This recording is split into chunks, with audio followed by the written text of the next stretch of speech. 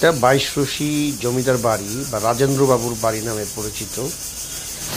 এটা বাংলাদেশের ফরিদপুর জেলার সদরপুর উপজেলার বাইশরশি গ্রামে অবস্থিত একটি ঐতিহাসিক জমিদার বাড়ি। এটা সংক্ষিপ্ত ইতিহাস হচ্ছে প্রায় 1800 শতকের দিকে এই বাইশরশি জমিদার বাড়ির গোড়াপত্তন হয়। লবণ ব্যবসায়ী উদয়চন্দ্র বিপুল ধন সম্পত্তির মালিক হয়ে বাইশরশিতে অনেক জমি জমা কিনে জমিদারি শুরু করেন। 1824 সালে লর্ড ক্লাইভের সময়ে জমিদার উদয়চন্দ্র সাহা বরিশালের কালিয়াতে জমিদারি কেনেন। জমিদারি আমলে ভারতীয় উপমহাদেশের ভিতরে এই জমিদার বংশধারা বিশাল জমিদার বাড়ি হিসেবে খ্যাতি অর্জন করে।